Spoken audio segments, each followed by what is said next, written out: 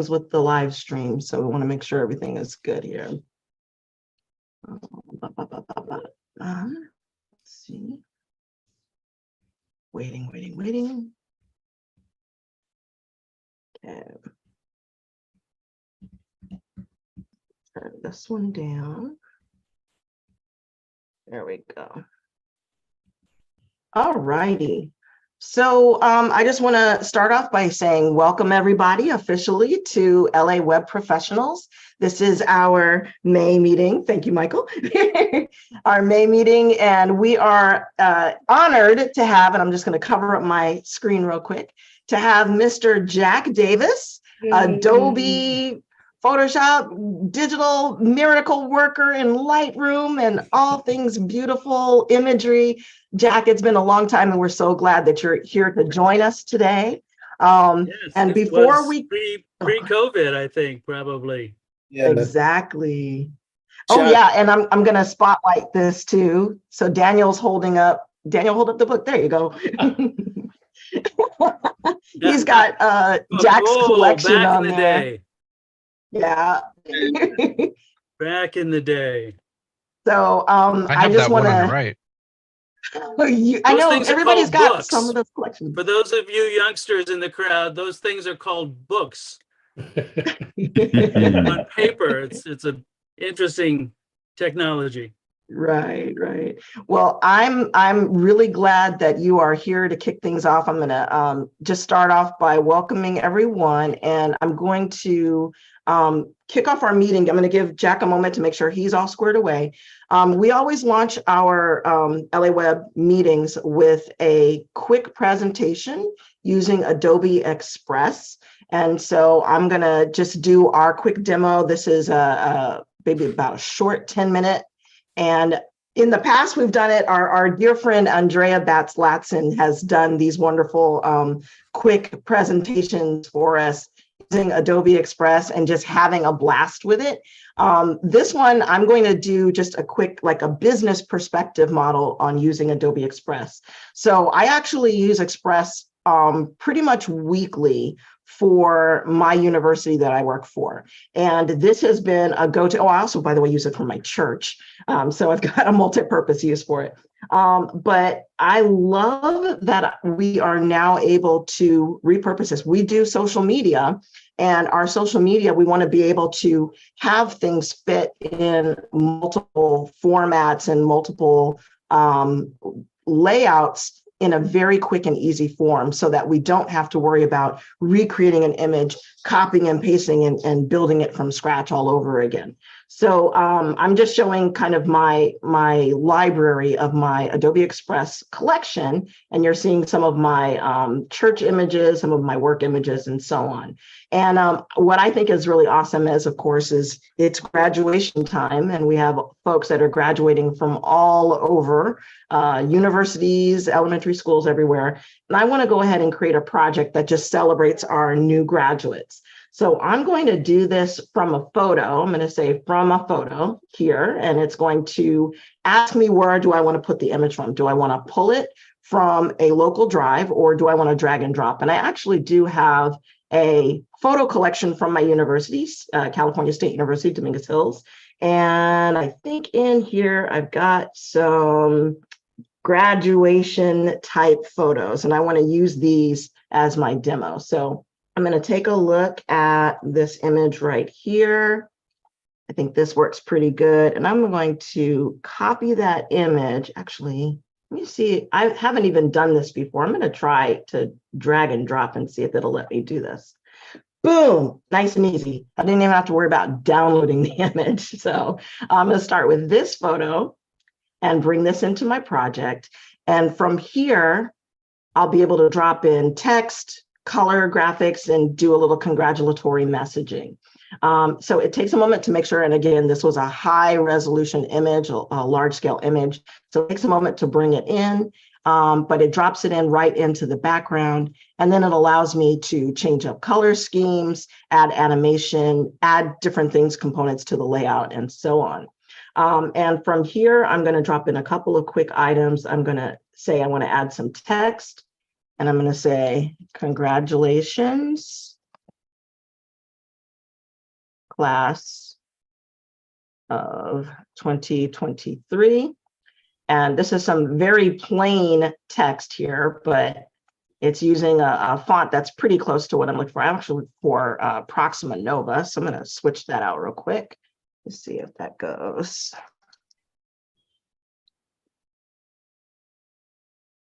See if we've got that in the collection. My computer is complaining that I'm running it pretty hard. And I've got my colors. I'm going to drop in, actually, I'm going to use that nice gold color, change the alignment. Bring this down here. And just for the time being, and then I'll scale it down. And what I want to do is to kind of introduce some other components that go along with our theme graphics that we use for our university. So we use a lot of banded rectangles in our setup. So I'm going to go into our shapes component over here, grab a rectangle or a square, and drop in our campus color, Toro red, as we call it. And I'm going to stretch that shape out, pull it over to the side, and make that my foundational shape. In fact, actually, I'm going to scale this down a little bit. I don't need the shapes anymore. I'm going to scale this down so that I can see the whole canvas. And I'm actually going to take this and rotate it a bit so that I can have this at an angle. Actually drag her over just a little. Yeah, no, I think I can leave it right there. And I want to actually kind of use this as a banded setup. So I'm going to scale this rectangle down, or scale down the color, the transparency, make it semi-transparent. And then I'm actually just going to take it and stack it. I get this solid component. I'll bring this over a little bit.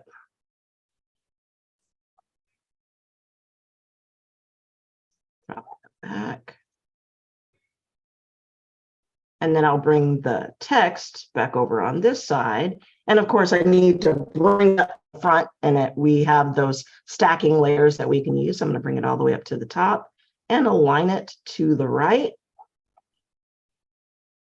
And of course, I need to have some kind of congratulations, confetti, or something along the line. So let me find some confetti. And let's throw some glittery looking, there we go. Oh, sorry, in my text, I probably should have put an exclamation point because we're excited for them. And my final item that I'll add to this is a graduation cap. So let's find a fun image of a grad cap. Oh, I don't like these. Maybe let's try the shapes instead, graduation caps. So we have between the design assets and the shapes, a couple more options to go from. Okay, I can work with this. So I'm going to run with this one right here and drop it right into the canvas. Oh, I dropped it in twice, so I'll bring that out. And there is my graduation image. I can run with this, and I can go ahead and actually schedule it, build it into my post, download it, save it as a PDF, PNG, JPEG, the whole kit and caboodle. And by the way, in case you were wondering, can I put this in other formats, or can I duplicate this so that I can have other images? Of course you can, because that is very easy. So I'm going to actually click duplicate page, and then I have a new copy. And that copy, I can either change out the photo. So maybe I'll replace that with graduation. And let's see what it comes up with from its own stock collection. So maybe I'll use another grad, and we'll replace it with this image. And that works okay as well. Maybe I decide I want to resize this. So I'll just scale it for an Instagram post. And then, of course, it does actually kind of resize all the components as you see it. But if I undo and group some of these items together, Daniel, if you can go ahead and let that next person in, that would be a big help. I'm going to group this together. And then now when I resize to Instagram, well, I missed one, but at least I have some of the components together, and I can take that group and just scale it down or scale it up and reposition things where I need them. So that's a nice, quick, easy way for me to be able to build that out. And then when I'm ready, I can schedule, I can download, or I can share it with other folks. Does anybody have any questions about using Adobe Express? And forgive me, I can't see the chat. Let me pull this up here real quick. Oh, Sarah said, nice, thank you. James asked, is there a fee to use the Adobe stock images? Absolutely not, for the ones that don't have the little emblem on the side. Those are considered premium images, and those would require an Adobe account with a paid license.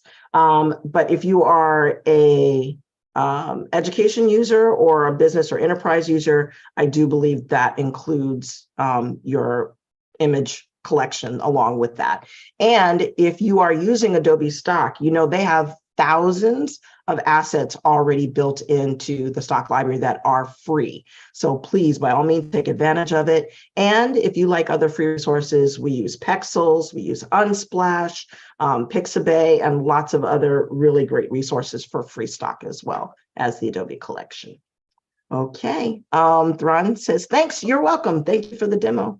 Appreciate everybody hanging in there. I'm going to go ahead and stop my share.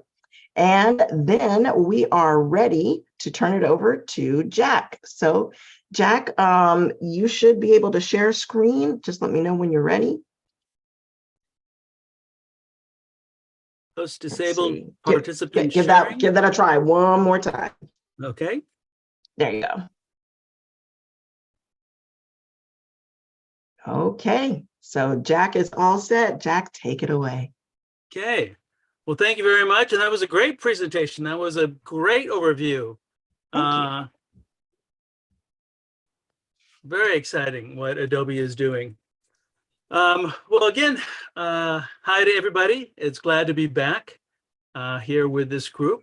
I've probably been doing this when we were all visiting in person a zillion years ago. Up in Santa Monica was the last time that I was there in person. So it's very nice to be back.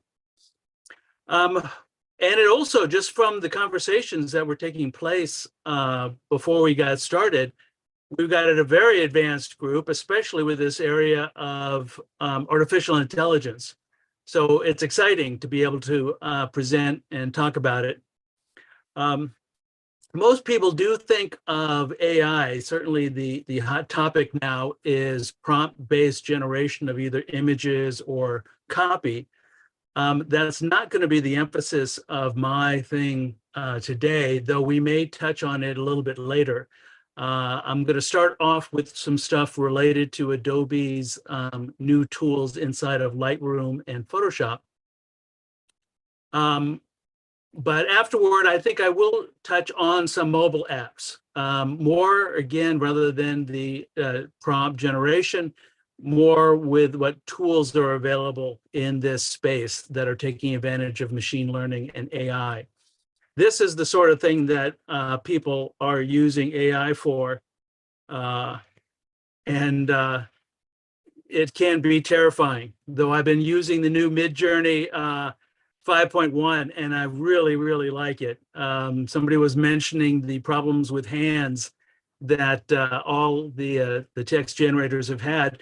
And I've been very, very pleased with the current state of Midjourney 5.1. So something to play with. There's a few other ones. These are, speaking about mobile apps, I'm using one called Dream that I really love. And I always start with images, my own images, and then have them do their elaboration on it. So that's one of the things that I'm enjoying, rather than just giving a prompt and seeing what is out there. Even though that can be exciting and fun and a kick in the pants. Here, this is a little shot I took going 50 miles an hour on the Coast Highway here in San Diego. And using, this was probably prequel another app that does image manipulation, but this is their watercolor. So anyway, and this I think also is, this may have been Mid-Journey and using it as a basic starting point and then doing these other variations on it. So anyway, those are a few things. We may come back to playing around with the current state of AI as regards to mobile apps. But I want to start off with some intros on some of the tools related to Adobe Camera Raw and Lightroom. Since this is a web group, for the most part, I've got a funny feeling that I know the majority of you are using Photoshop. We all are using Photoshop 24/7. That goes without saying. And of course, inside of Photoshop proper, we have Adobe Camera Raw, both built into the bridge and also built into Photoshop proper as a filter. So I know you all are using Adobe Camera Raw, or at least you should be.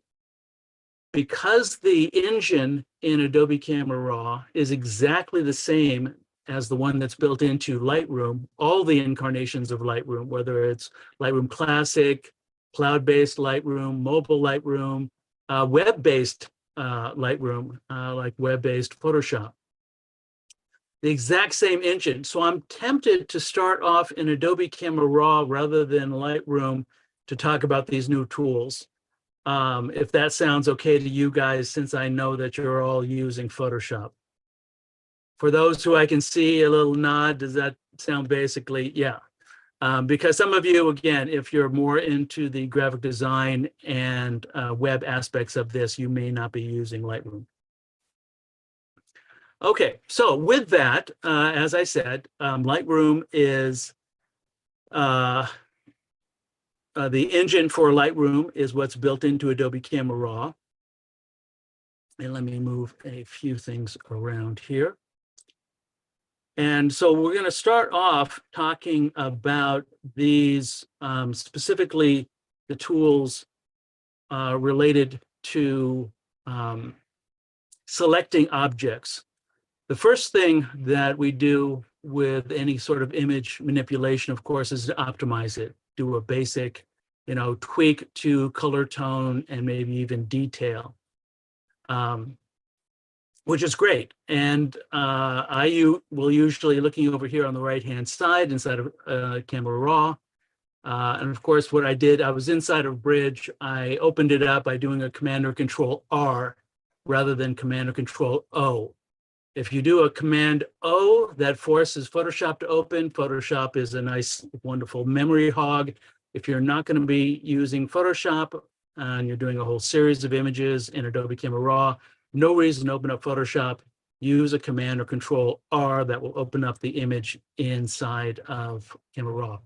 Also, if you have a JPEG, doing a Command O will open it up and bypass Camera Raw, which you shouldn't. You should be going into Camera Raw for doing your basic optimizing. So that's my first tip for the evening now. So I'm going to come over here to the right-hand side. Basically, this is what's known as the edit area. And we have our auto. Auto is going to do a basic correction of the image in this first basic panel.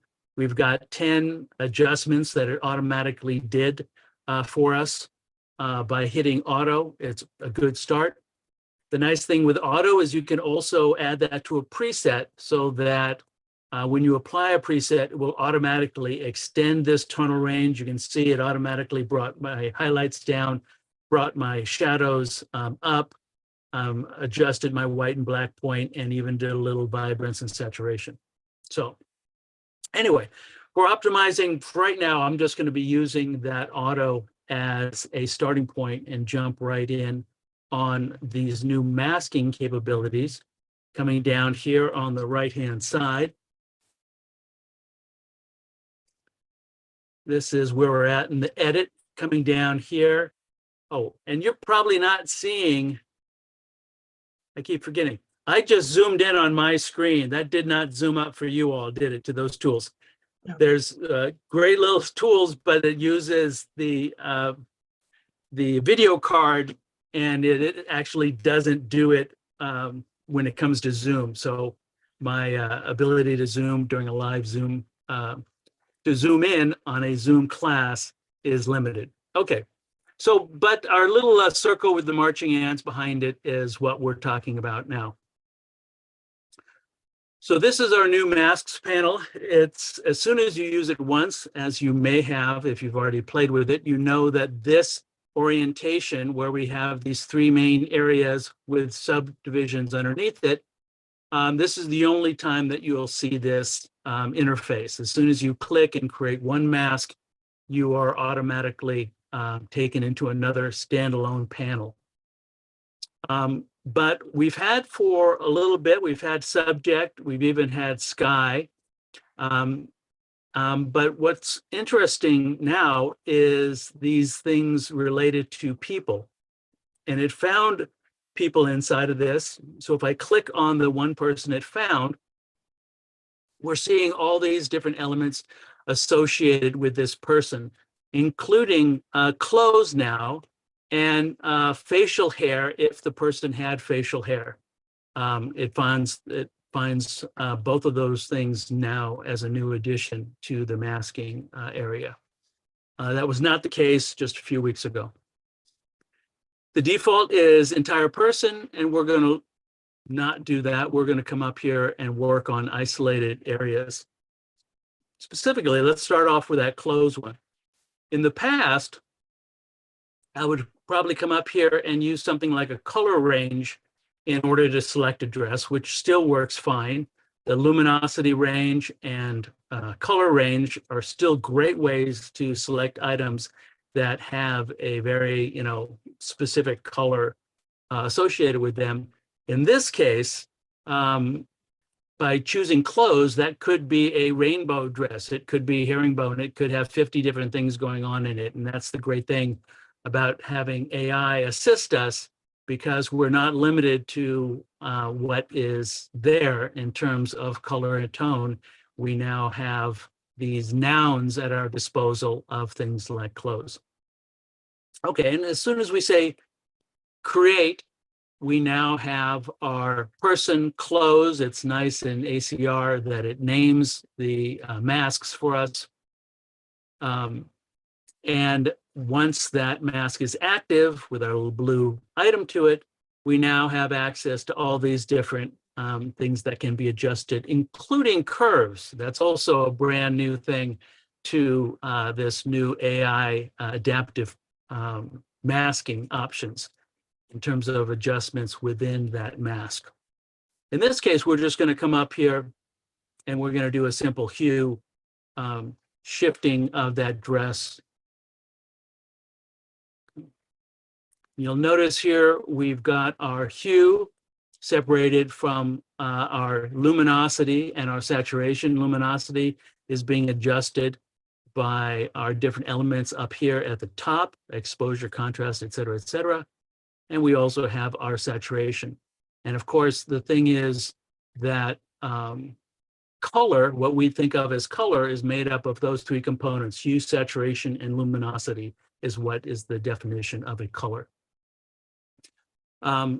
And with this mask, we have, you can see I've got a little eye. I'm now back up in the panel itself, not in the adjustment area. I'm back over to the panels, and you'll notice that I can toggle on and off the visibility of that adjustment. So again, we're not using AI to create aliens attacking kittens in bowls. We are using it to help with the heavy lifting of what something that we would do with multiple steps in Photoshop in the past, either trying to use something like our tragic wand or other elements in the past. Now these automated tools are just, again, a complete revolution when it comes to manipulating our beloved images. I'm going to create a new mask, and again, we will not see that other interface that we saw on the right-hand side a little bit ago. So I'm going to come up here, hit the plus. I'm going to go back to select people, and I can see that the skin tone. So rather than entire, I'm going to do facial skin and body skin. Yeah, we'll do that. Let's also do lips, and we'll leave the teeth alone. And in case you were wondering who this magnificent person is, yes, that is the world's most beautiful daughter in the world a few years ago. Okay, and I'm going to say create. I've got our 3 different areas here. I combined them. I did not click the little button that said make separate masks. So in this case, I've selected multiple areas and made one mask from it because I'm dealing with skin tone in general. Again, I can come up here and do a adjustment to her. You also, I'm going to just keep on going with this just so you get the feel for it. I'm going to come up here and create a new one. You have select subject and select background. What's the difference between those? What's the difference? And let's just go ahead and select subject here. That did that fine. Let me undo that. We'll go back here and select background. Usually that is the exact same thing, just an inversion of it. I think Adobe added the select background to save a step. As you'll notice with the masks, if the current mask is, or the whatever is currently active, you'll notice we have 3 dots, our little ellipses for more options. If I were to go to a different mask, those pop up, but they're invisible until I get there. I can come up here and invert that mask at this point, or duplicate and invert, et cetera, all sorts of things you can do. You'll find them there at the more options. With the background active, now I want to further have my model pop. So I'm going to come over here to my exposure again. Once that mask is active, everything is available for me to manipulate. So I'm going to come over here and I'm just going to darken that background. Okay, trying to keep it somewhat natural looking. Also to accentuate her from the background, I'm going to come down here to both texture and detail. Under effects over here on the right hand side, and I apologize that I can't zoom right up into that area. We have our 3 local contrast enhancements that you all are, hopefully you've all been using them extensively for a long time. They're known as local contrast enhancements because they all find an area of inherent contrast in the file, and then they manipulate that edge, usually by lightening one side and darkening the other side. And basically, in an overly simplistic definition, texture, clarity, and dehaze are doing roughly the same thing, but at different scales. Texture is doing it at a pixel level. Clarity is doing it with a radius that is a little bit more significant. And then dehaze is working on big, large areas. And as with all of these, the vast majority of adjustments inside of Adobe Camera Raw and Lightroom, you'll notice that the adjustment starts off in the middle, not at the end at 0, and you add to it, it starts off in the middle, so you could subtract and add, which means that we can come up here and actually take texture out of that background and soften it up. Okay, if we take it up, you can see I'm actually adding detail to it. And now I'm just I'm taking the edge off of the detail in the image. And one thing to notice about these numeric values, starting at 0 in the middle and going all the way to -100, these that deal with the apparent softening or blurring of an image really don't kick in until they get to like 51. You'll notice a significant difference between, say, 49 and 51 on all these adjustments. So since I do want an effect, I'm going to take it underneath 50. And then right below it, I'm going to go to detail. And even though there is no depth of field blurring, no bokeh inside of Lightroom, you do have sharpness, and it also can be a minus value, just like it can be a plus. And as soon as I get it past the 50, and I'm just going to take it to exaggerate it, you can see that I'm actually softening. That's taking it up, that's taking it down. I just want to take the edge off that background to make her pop, since she's the one that will be razor sharp. And so here is my adjustment so far: before, after, before, after.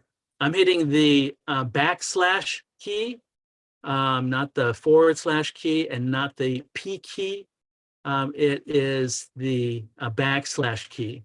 Okay. Used to be the P key, but they have changed that inside of the latest version, so it matches what's been inside of Lightroom.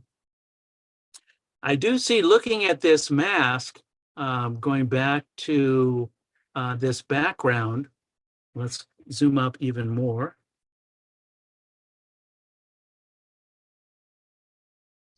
You can see that that mask missed part of the tiara. So let's go ahead and fix that. With these masks, we do have the ability to further fine tune them. Basically, with this mask active for the background, I don't want to soften that part of the tiara or make it darker. So I'm going to subtract. The great thing here is it asks me, you might normally think of, okay, it gives me some sort of eraser tool, basically a brush, but everything can be used as a way to add or subtract from masks inside of ACR and Lightroom, which is great. In this case, I am going to use a brush. I could try and use object. Let's actually, just for fun, I'm going to use the square bracket keys. Let's see how intelligent it is if I can come up here on that tiara rather than try and did a good job. Did a pretty good job. You can go over it multiple times, and that actually worked better than me going in there with a brush and using that to erase. So remember, one of the great things is this ability to select an object as part of your masking capabilities. I will mention, even though I said that it's the same engine in Adobe Camera Raw as in Lightroom Classic, that does not mean that there aren't some differences between the other versions of Adobe products that use this engine, specifically Lightroom Mobile and cloud-based Lightroom for the desktop. Neither of those have the, actually it's just they've added the object to the cloud-based version of desktop Lightroom. Lightroom Mobile still does not have a object tool, and it also doesn't have a people tool for masking as well. Adobe has gotten around this by adding a bunch of presets, but we'll get into that in a little bit when we talk about presets. So anyway, this tool, the object tool, is absolutely fantastic. Okay, so again, our backslash key, here's our before, after, before and after. Okay, and last but not least, let's do one more since we're talking about masking. And I'm going to do an oval that's been around for a long time. And rather than draw out an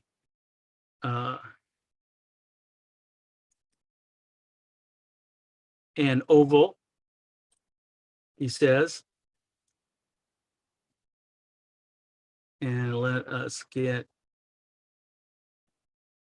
there we go. So if you want a oval to take the entire shape of your document, the canvas size, double clicking with the tool will automatically make it fill, whether it's vertical, horizontal, square, or whatever. Again, what's nice is that if you make this into a preset, it will automatically adapt to whatever the dimensions are for the document that you apply the preset to.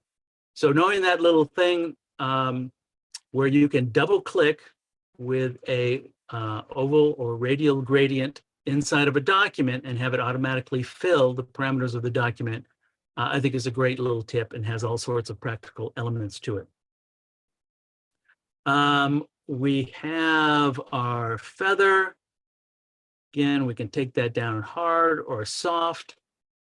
What I'm going to do is I'm actually going to take advantage of that little options feature that I mentioned before, the little 3 dots ellipse. Come up here and I'm going to invert that mask. And now basically I've got a variable vignette option that I can move around, something that we can't do with our regular vignetting tools, either post-crop vignette or in optics, we have another vignette. So this is a third way of doing a vignette. But in this case, now I've got one that I can change its position. And with that, again, since I inverted it, I can just come up here and darken it to make that a little bit more fancy vignette, a little studio shot here. If I wanted to, I could also do a little bit of almost a pinhole camera effect as well. While this background is selected and I'm darkening it, I can also add another adjustment to it. Specifically, I could come up here to that sharpness. I'm going to take it down again all the way to -100, and now it's definitely doing an exaggerated blur around the edge of this file. Again, it's not a true depth of field blur, but in this case, this kind of misty edge is what I'm going for. Okay. And last but not least, while we're here, let's go to temperature, and I'm going to cool that background again to also make my model pop. So what have we got so far? We've got 4 masks here, and let's go ahead and get out of the mask area just so you can see what we've got. Here's our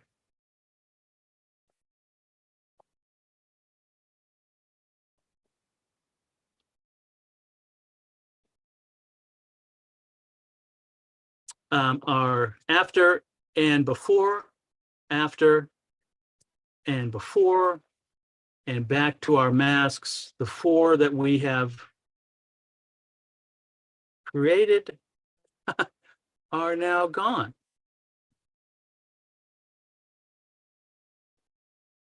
Now that's really interesting.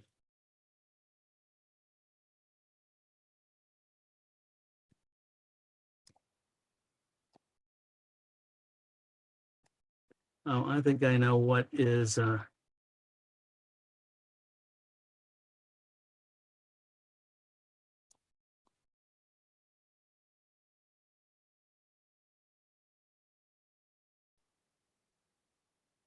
now that is What I saw, am you clicked using, right after you showed the before. one more time. You went right when you showed the before, you clicked. So it undid all of your stuff because you went back in time and altered it. Because of a single click while I was in the preview. Yeah. And that You obviously applied an action to the back in time version. Yeah, I was thinking the same thing in that. And again, yeah. Okay. That's special. That would have been one benefit to being in Lightroom because of the extensive history palette. So Bradley, thank you for that. Yeah, good to know. And I don't have a snapshot that I've created. Normally I would have a snapshot that I created. Anyway, we have mud on our face. We had 4 masks that we created, first off for the dress, then for all the skin inside of both for the face and the body skin. We selected the background and we darkened it so slightly, as well as softened it using both an anti-texture and an anti-detail or sharpness within the detail. And then we created a vignetting effect by taking our radial gradient, double clicking it within the canvas area, and then repositioning it, using it both to darken that background, soften the background, and cool the background again. And it was so amazingly beautiful, but I'm not going to recreate it now. for time purposes. Anyway, yeah, that I Sorry, would if you say don't is a want to single- break off on a quick tangent, you can zoom on Apple. It's just not on by default. If you're, when you have it time, go to accessibility and turn on your zoom, and then it would be just command and control, and then the plus and minus keys. You can zoom in on your mouse for future reference. That's what I'm using, but it's not. It doesn't work in Zoom. In other words, it's a hardware only. So that's exactly what I'm doing. And it doesn't. No, I was saying for Apple on the desktop itself. Not as part of a Zoom. No, not as part of Zoom, but that way you could zoom into your desktop. Like you were saying, you couldn't zoom into certain parts. Gotcha. In terms of the interface, that again, I can do that Option Command plus to zoom in, but you will not see that. It did work. It does work fine for me, but you will not see it in the Zoom call. That's what I was talking about. Gotcha. But you're absolutely right about that. Okay, let's continue on to some of those more ones related to, let's do a landscape as well as a portrait.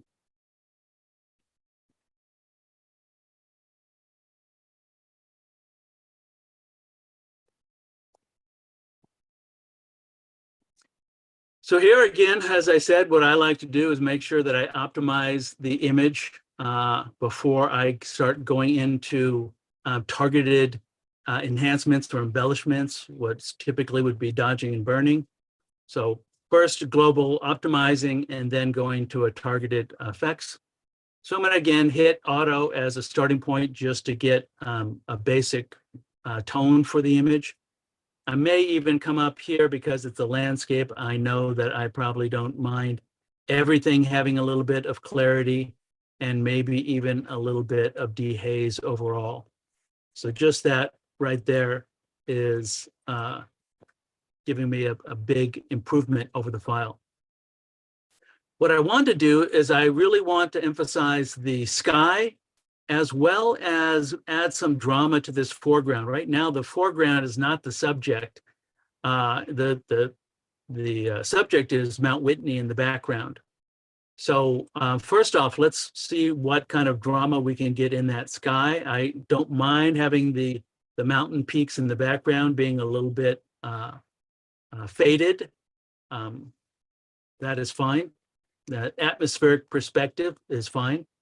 So let's go back to that masking. That again is our topic. I'm going to click on sky. Did a great job. Like I said, I can come up here that our two local contrasts for adding detail is going to be our clarity and our dehaze. Okay, so just that is adding a big pop to that sky area. But I want to add some drama by making it appear as if there is a shadow on the foreground, that the foreground is not being lit at all. And so I'm going to go back to that create a mask. And again, I'm going to do, there's no such thing as select foreground or it trying to figure that out. So that select object again becomes very, very handy. So I can use my square bracket keys, open and close square brackets. And I'm going to come up here just outside of that area. Select the mountain ridge that is here.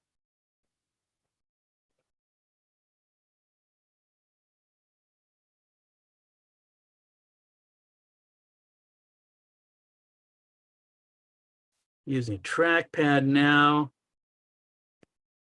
Let go. There's my selection of that object. And again, now just simply I'm going to go to my exposure. I can't do what I did with my daughter, and I may even take that contrast down. I want it darker, but I don't want it to be higher contrast. With my daughter, I could actually soften a different thing. In that case, it was the background rather than here, it's the foreground.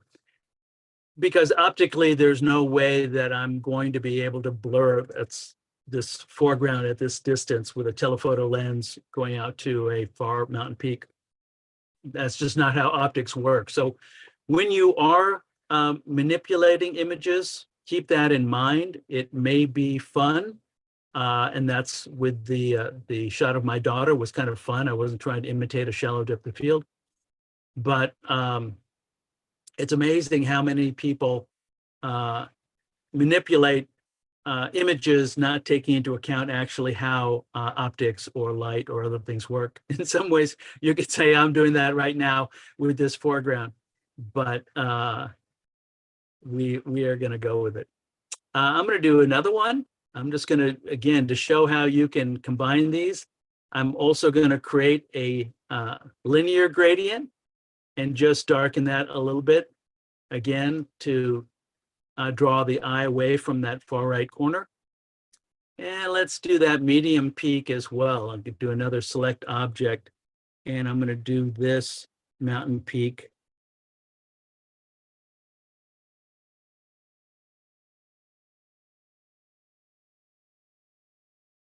And just exaggerate. Okay. And you'll notice that one, I didn't go over the edge because there was already existing mask. So I stayed within that area and it knew what to do. It came down and met the other mask. So I'm just going to, again, take this down and have this kind of 3 different layers going on here. Okay, and I'm actually going to come up here and turn this into a black and white because we're not adding a whole lot to that image in terms of color. There was no real benefit to that. And with that, now I'm actually seeing some other things that I want to do to that whole upper portion of the image. And I think for that, let's go back up. There are my masks again. That's what we had hoped for. Thank you again, Bradley, for that troubleshooting where we were having problems because I happened to have previewed it. It's funny, when you're previewing before and after inside of ACR and Lightroom, it's not just a visualization. You actually see all the numeric values in your panels get zeroed out. So that was the thing, is that since I clicked within while those were zeroed out, it actually said, okay, that must be what you want. And that was the reason for losing all that information. Again, inside of Lightroom, we'd have that history panel to take care of us. But I'm going to do one more gradient, linear gradient. And again, a little bit of that exposure to add some drama.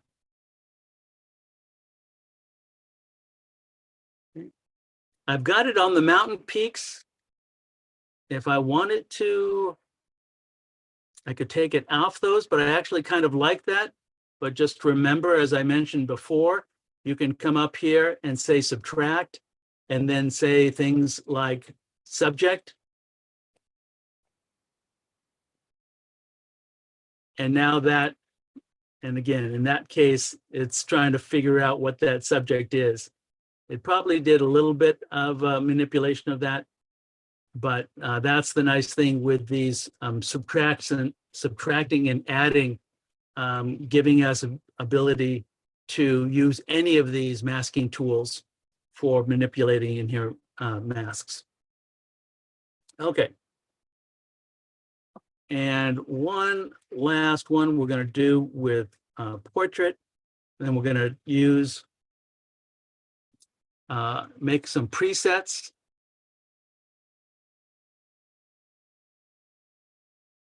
Talk about those.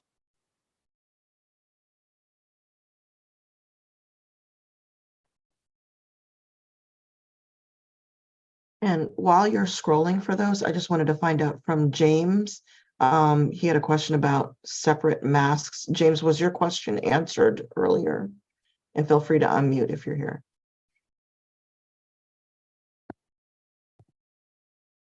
Yes. Yes, thank It you. was answered? Thank Yes. you. Okay.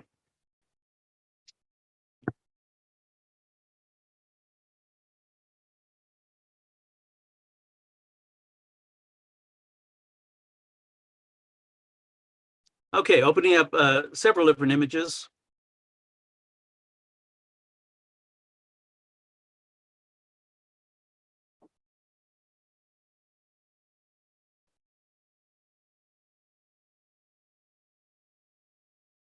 And let's do this one. I've used this one for years just because it's a Brook Crystal photograph. I'm not a wedding photographer. It's just a great shot to showcase what is possible in terms of our presets. And speaking of presets, let's actually take a look at those. So over here inside of ACR, our presets are this little icon, the overlapping circles. And we've got a series of user presets. These are different sets that I've made here. But looking down here, you have a whole set now from Adobe, which is great. They've gone out of their way to add these in all the versions of Adobe Camera Raw and Lightroom, no matter where you happen to find it, including on your iPhone.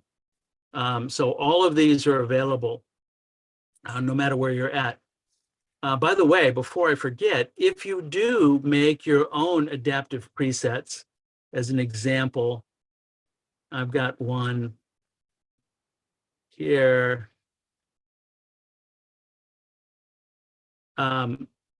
If you create any preset here, and you can kind of see where we're going here, I'm showing you, here's the original image, and here is a preset that I've done that automatically does all the retouching for you.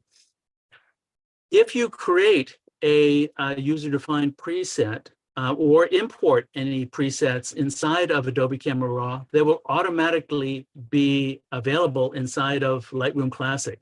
That's great. That's brand new. Before, it was a pain in the patootie to share presets between these different Adobe products.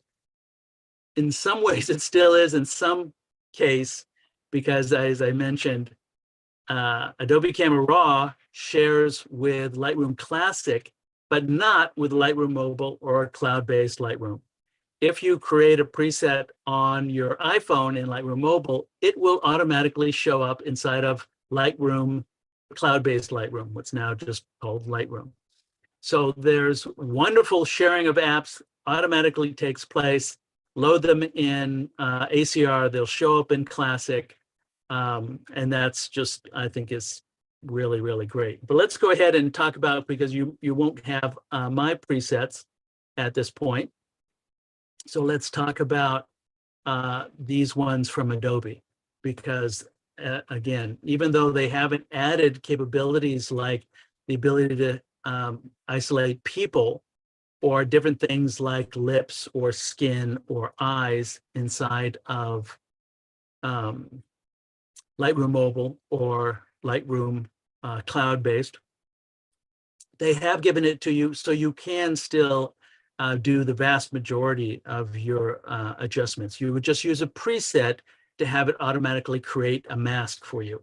Typically, it will not only create the mask, but it will also manipulate it in some way. As an example, we come over here to our portrait, and we come up here to enhance portrait. You can see it takes a little bit for it to generate gritty portrait. That is not where we're going.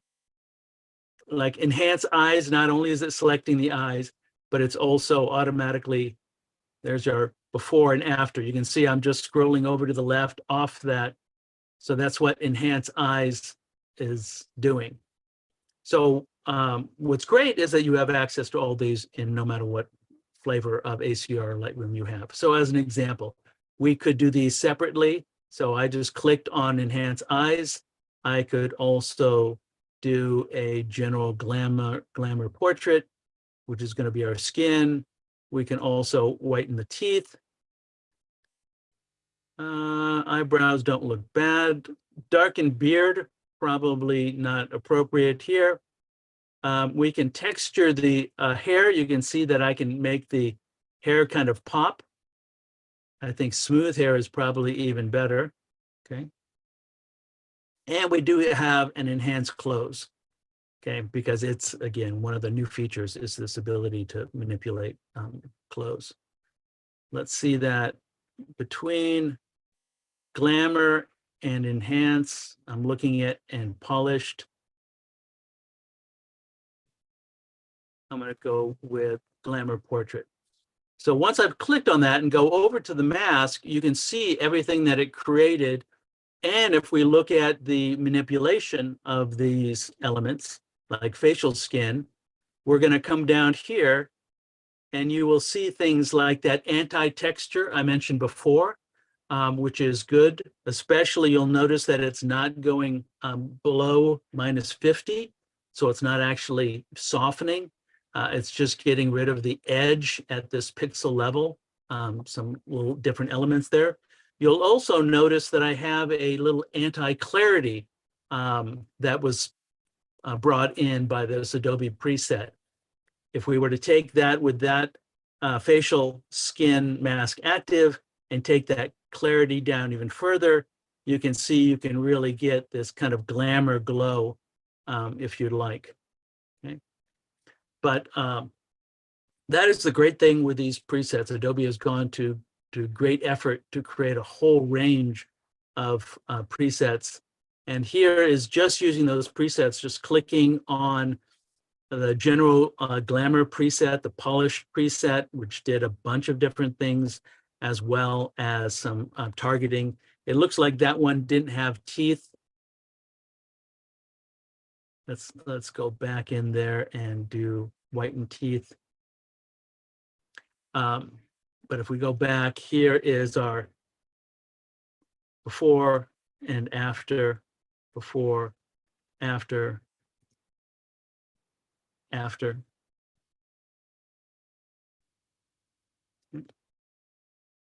So again, here's our before, after, before, after. I'm going to go ahead and reset this. And I'll do those just from scratch.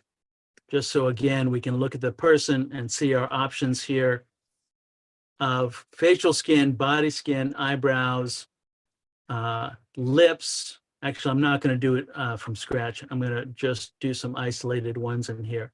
Lips, teeth, hair, and clothes. Okay. Again, we could change the color of the hair.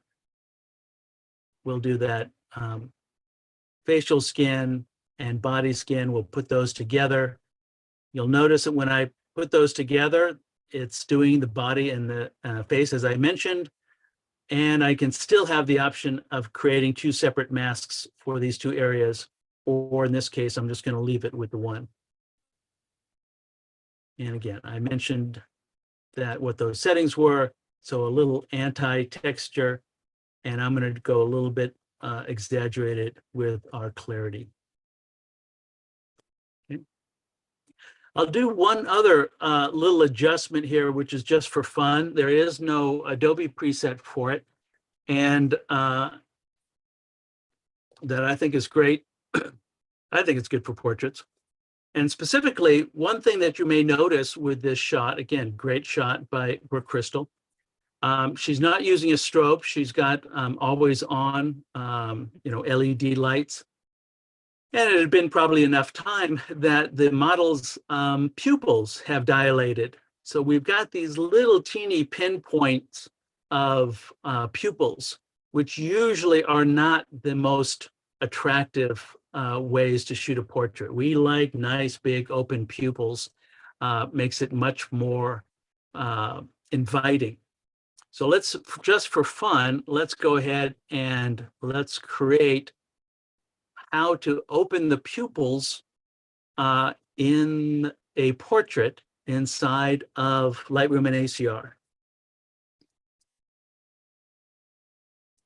And let's go.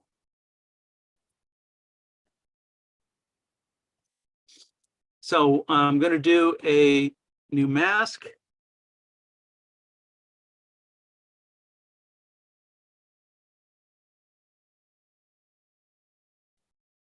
A radial.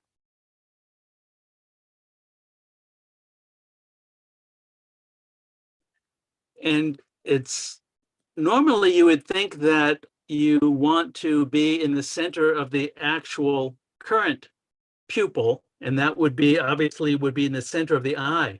But I've noticed that because of seemingly, and some of you may know better than I if you're into physiology, that the eye, because of the eyelid, the muscles in the eye, sometimes that pupil does not seem to be exactly in the center. If I come over here, hold down that shift key, it does seem like sometimes it's not dead center. Actually, this time it looks pretty darn good. So we're going to come over here and make a very large pupil. We're going to take that feather. We want to match the softness. So if this is how, we know that that's a hard edge, but it's coming across as soft because of the softness of the image.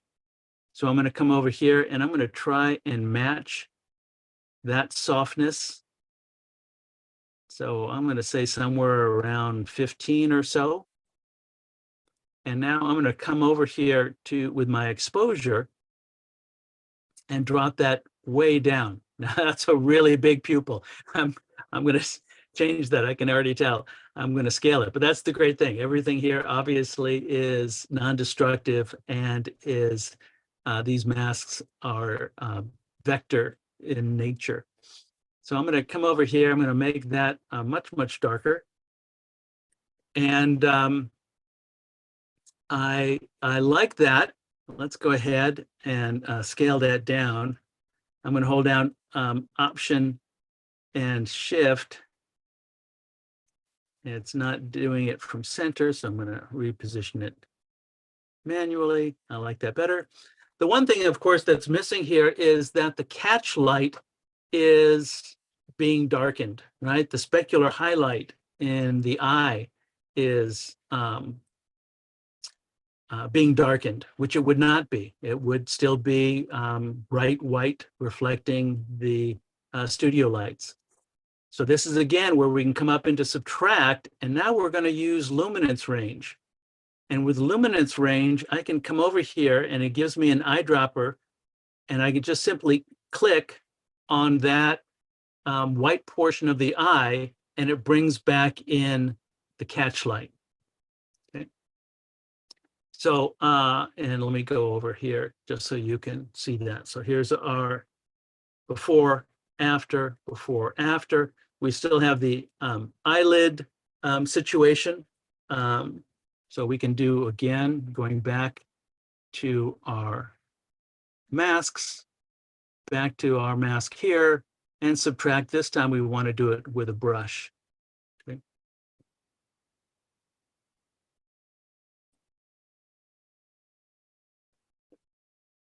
Let's do that one more time.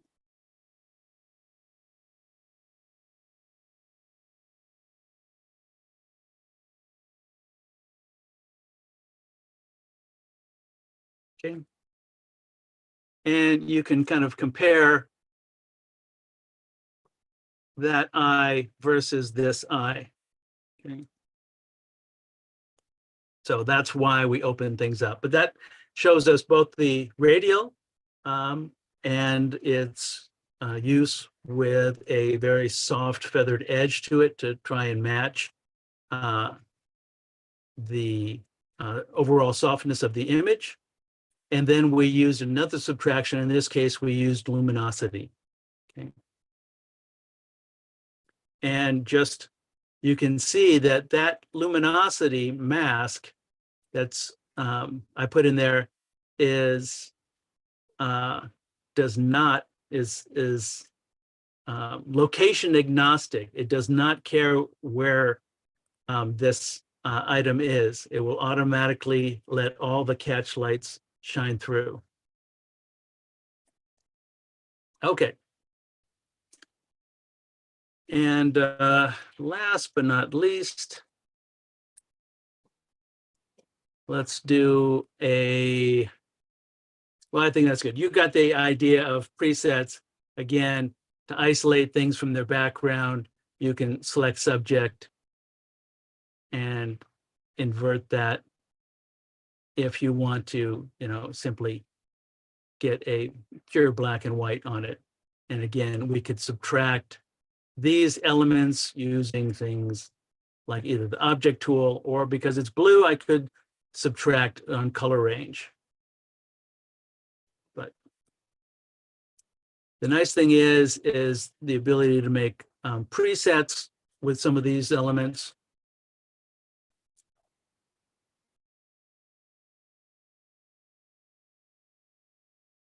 Subtract.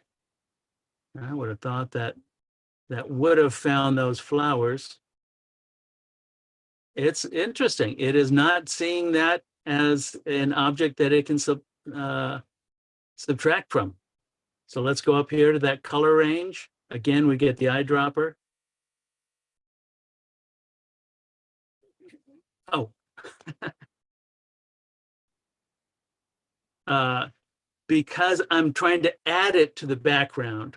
You guys probably know that. Probably all of you were waving your hand saying, Jack, you got a background. Because I'm not selecting the foreground, of course, I'm darkening the background.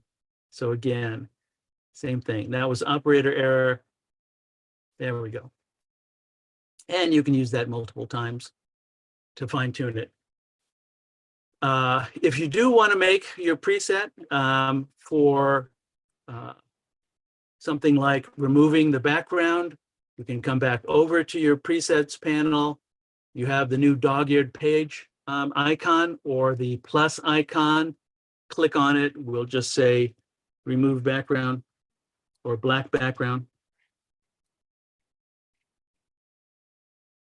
Black background, we'll put it into there. And specifically, I'm going to check none because the only thing I'm interested in is the mask, but not only mask, just that one mask there if I had multiple masks. Okay. That way, the nice thing is once I have that and I have something like these three images here, I can go to those presets, find the black, and it will automatically update all of those images at one fell swoop. So hopefully you all are making presets all the time. I think they're absolutely invaluable in terms of speeding up a workflow. And again, you can get more elaborate on them, like these that I showed here that are manipulating everything in the file. When I added it, what's interesting is because this is a preset, I had not put in the pupils. I have the one tweaked pupil because when I added that preset, it does not replace something that's not related to those presets. So there was no pupil preset, there is no such thing. So it left that there. So again, I could come up there, duplicate that, move it to the other eye, but you get the idea. Excuse me. So there's our before and after. Okay. So let me go back and because we got a little bit of a late start, let's see if we've got some questions.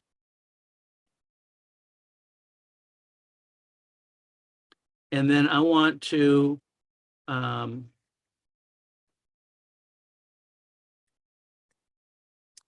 a little bit related to some of the mobile apps in terms of retouching and enhancing tools. Questions? And we'll And go ahead again, and open it up for anyone that I'm wants to. not seeing the group. ask some If questions. If you want to, I can't see faces, so if you Oh, want okay. to, Is there any way to add a preset that would replace the background for you, or possibly like, what do you call it? Auto generate where the item is over the background?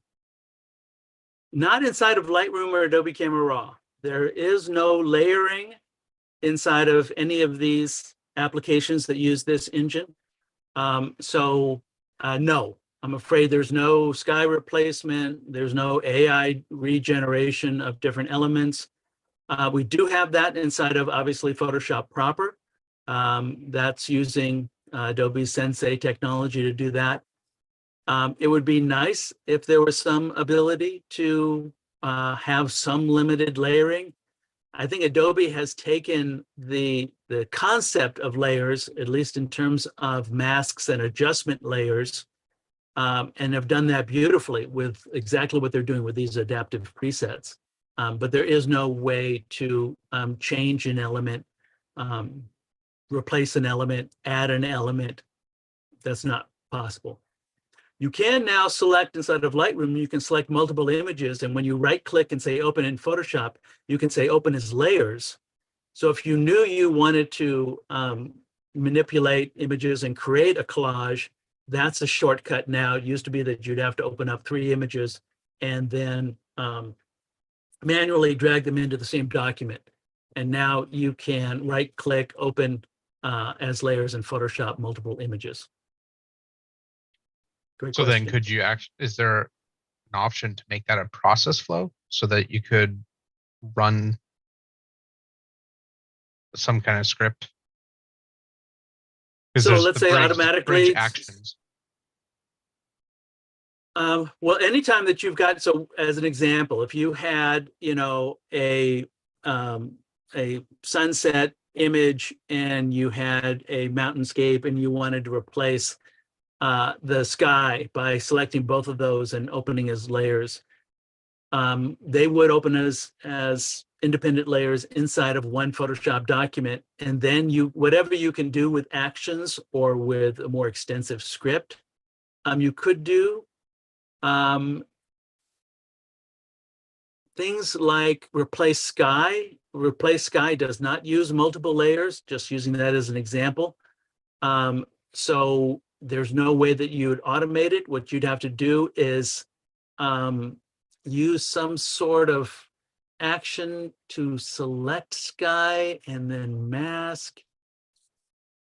That's a good question. I can't think of an easy, elegant way where auto compositing would take place inside of Photoshop. That's I could think about it more, but I've never used that as a workflow where I'm automatically going to have Photoshop do compositing for me. What you do have, and I'm sure you all have played around with this. Let's just go ahead and, like I said, do my little auto. Tomorrow I head up right to this location, Lone Pine, the Mount Whitney, Alabama Hills area, and I'm putting on a photo retreat, and very excited about that. Should be beautiful. There should be snow all over this sort of area right now. But what I'm doing is I'm just doing a basic tweak, and I'm going to say open. And remember that you can open as object. Same thing if you're inside of Lightroom, right click, open as object. That will maintain the raw nature of the image and allow you to get back to that raw information and continue to manipulate it.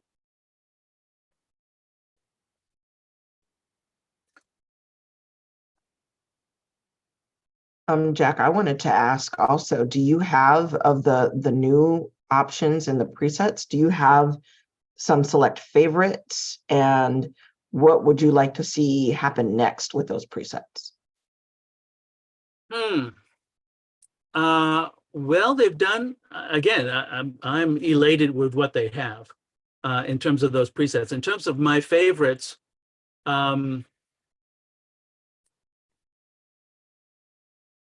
I love that they can be used for batch processing. Again, so whether it's selecting a range and then saying apply to all, as you saw, or however you do it. So again, in terms of a workflow, I think that is great. What would I like? And it Let me could think be about that. with or without AI. Yeah, well, again, what we're trying to do here, well, why I brought up this image here is going to go into the neuro filters. So when you want to start getting into the closest thing that you've got to some auto composite is things like the landscape mixer, which hopefully you all have used, if for no other reason than just to entertain small children at birthday parties. Because it's really, really can be fun.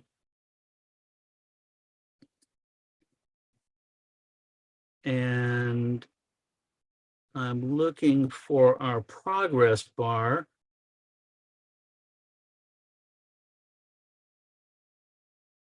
Our strength is at 100.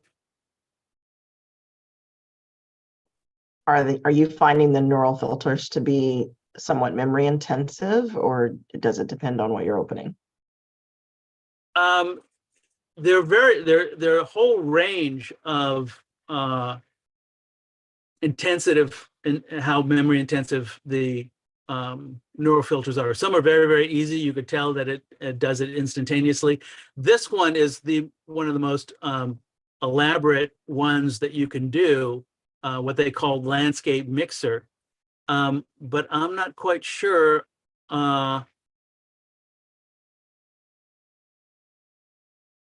Okay, there now it's processing at the bottom. That first one just gave it heartburn. So back to the topic of, are we going to get some auto compositing or more significant AI where we are doing basically a text prompt, what Firefly is doing? Basically, that's exactly what Firefly is for, is that sort of thing. But currently we have things like this, the landscape mixer, where you're taking any photograph, and again, you could use your own custom photographs and bring it in here. And you can, again, change all of these. We're going to come up here and preserve subject. So now it's going to look through this scene, and there, that subject, it's found that difference. So, we have our mountain peak here. It's at 100% now. We can take this down and it becomes a little bit more believable. So this is the auto compositing that could be an action can be generated for it. Anything that can be done with filters can be used into an action. Let's see. Yeah, this snow one, I wanted to, let's see if this one. Okay, so this, and we're going to turn off preserve subject and turn up winter. So if we really want this to be a winter wonderland, this is, how far you can push it. So it's, again, amazing stuff that they're doing with Sensei and machine learning, and Firefly is off the charts in terms of what's possible. So to go back to what would I like?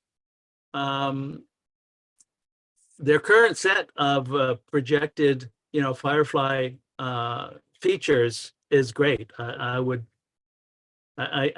Looking at those, I need to plumb the depths of those and get used to those before I would say fix this and add this. One thing that's really great related to this area of AI is that Adobe is kind of leading the way with saying that they're not using they're not using external images to train their AI engine. They're only using what they have rights for.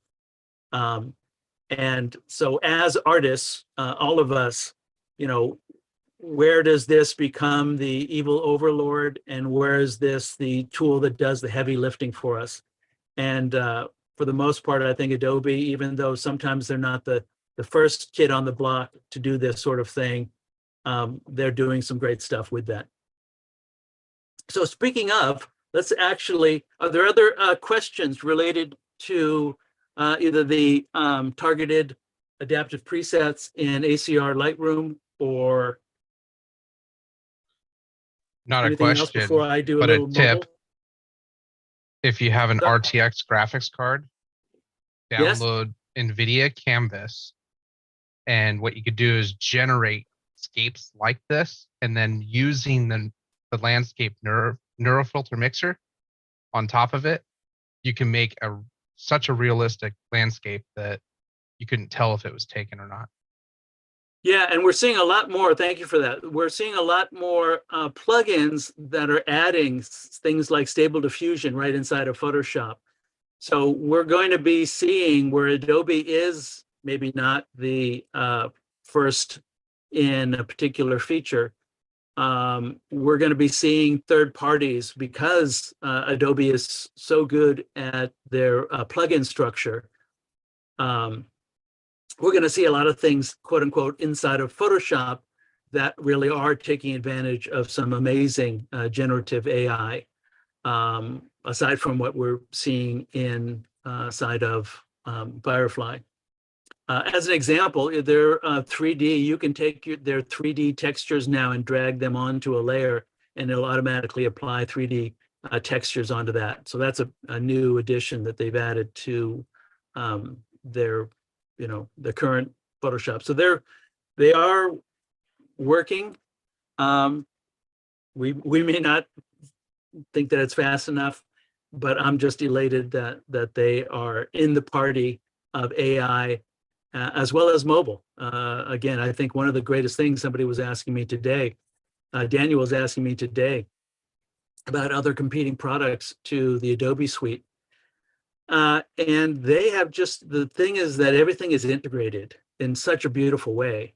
And especially when it comes to imagery and the idea of smart objects and the ability to take, 50, 100 megabyte files and move them seamlessly from the desktop to a phone and have it actually work and go back and forth. Even the new mobile Photoshop, its integration with the cloud is great. Even though it is also a truncated version of Photoshop, it is the true Photoshop. It is completely compatible. You can bring things that have features that aren't available now in Photoshop for iPad, like a smart object. You can still bring those in to from your desktop, and they will be there and usable. They're on their own layer and stuff like that. So Adobe's overall technology, I think, is what sets it apart. That integration between apps and now between mobile and desktop, I think is a major plus for the Adobe suite. Great question. Absolutely. Yeah. I just put in last call for questions for Jack. Does anybody else have any questions that they want to ask? Feel free to unmute yourselves and just let them know. Okay. Last call, last Now, call. Okay. let's see.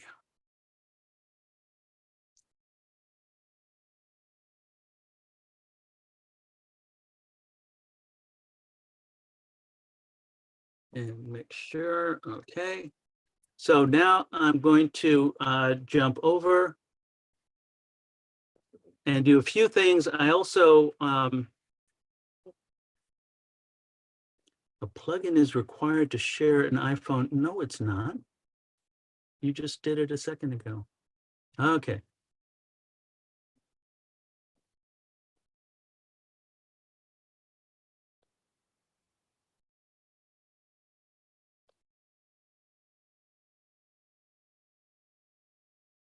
One second. No worries.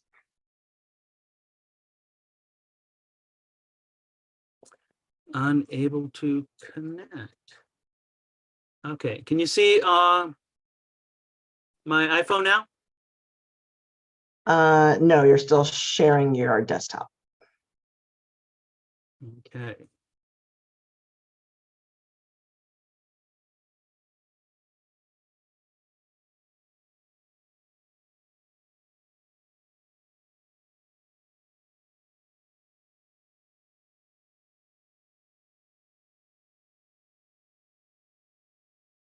Well, it tells me that it's unable to do it, but it's not telling me why it's unable to do it. There's a instruction list that I'm doing right here. I can, I tell you what, if you want, you can join Zoom on your phone and then screen share from your phone. And if you want, while we're setting up or while you're getting that set up, Daniel can go ahead and switch in and do the raffle real quick. If you need a minute. let's do that. That Okay. sounds great. So I'm That'll work. going to quit it. I'm just hoping that I'll be able to get back to you all. Well, no. You can stay in this meeting, but also join it with your phone as well. You don't have to leave on your desktop. So To join the going Zoom. into new share, and then I'm not quite sure. Okay, so Daniel's sharing the raffle real quick, but on your Okay. phone, if you have the Zoom app, you can sign in, and I'll give you the meeting ID and the passcode, and then you'll be able to share that one. Oh, okay. That's what I was saying, that you're going to send me that, so I've got it on the mobile I'm just device. going to drop it in the chat real quick. Go ahead, Daniel. I'm sorry. Everyone see the wheel? Absolutely. All right, so I'm going to spin.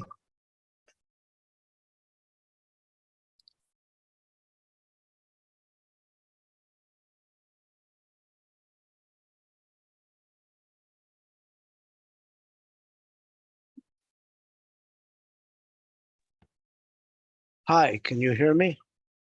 Yeah. So could you, if it I- message your Adobe? I recently won, so let me take a pass. Okay. So I'll spin again. Yeah. But thank you. And Jack, I just dropped that in the chat for you.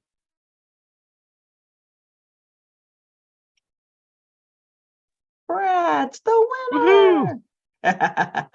Could you That's awesome. PM with your Adobe ID so I could set it up for you? Okay. Thanks. Excellent, excellent. And Daniel, do you have any info or goodies on our next meetup? We're not going to do one in June because I'm going to be away for a little bit. So Anissa, I'll touch base with you like around July, right after July 4th, and we'll plan the next one, whether it be like later in July or if not then August, but probably later in July. We'll see what dates work. Excellent. Okay. So it sounds like we've got a little early summer respite. So a little 4th of July holiday before we get to meet up again. So hopefully everybody will have a great break, and we'll be ready to jump back in. Let's see. Jack, was that working okay for you? I am putting in the last number right now. And Daniel, you can stop your share, by the way. Yeah.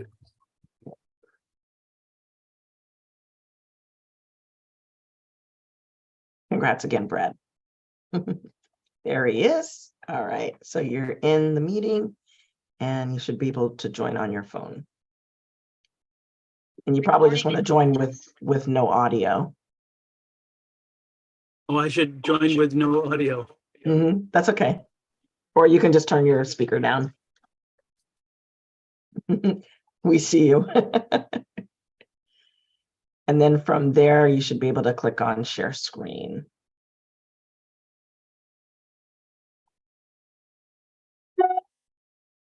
Okay, and from within here.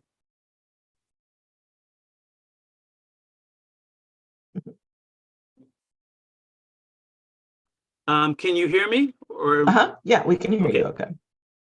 Gotcha. Okay, so the share screen.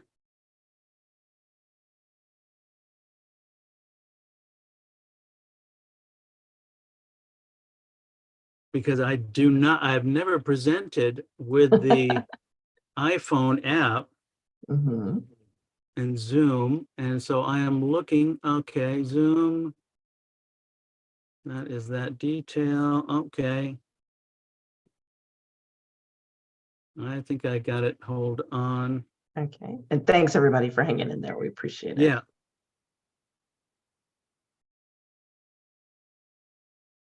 Share screen. It should be a green button as well. There we go. And then you're just gonna tap in the open space and that'll bring you back to your main screen. You can swipe over to your Lightroom or wherever you're going. Okay. Okay. How's that? Perfect. Okay.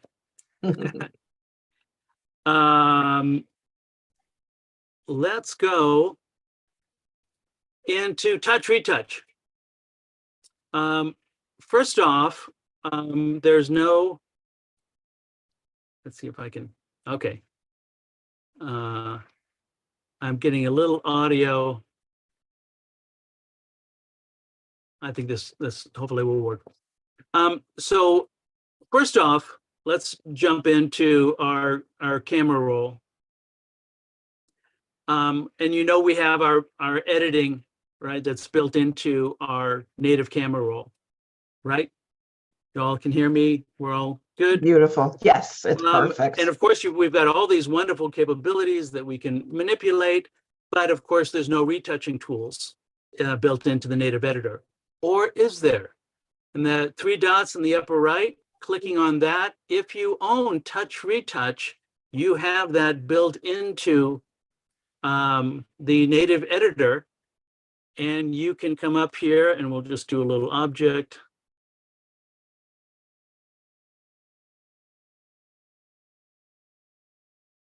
And we'll say done, and it takes it back to the native editor, and you say done again, and now you're back to your camera roll without needing to actually open up another application or do anything that's destructive by making multiple copies of it. As an example, if I come back here and go edit again and hit revert, it goes back to my original copy. So one, Touch Retouch is great. It's a wonderful app. I think it's awesome.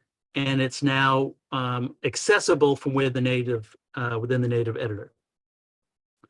But speaking of Touch Retouch, I've already loaded a image file in here.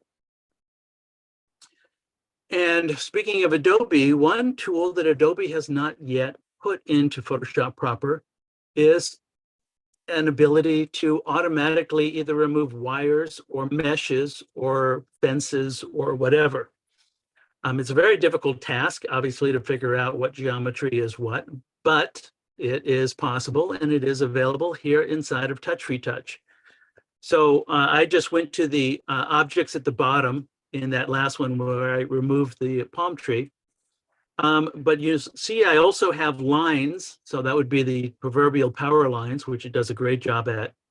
It has a clone stamp and has the ability to selectively blur portions of an image. If you're making a lot of money at pornography, you can do that. Or you can go into meshes and it will automatically look through the scene to see if it can find meshes. And you have a selection accuracy. So I'm moving that down. I don't care about the ones there. Okay, I like that there. And I hit the go button.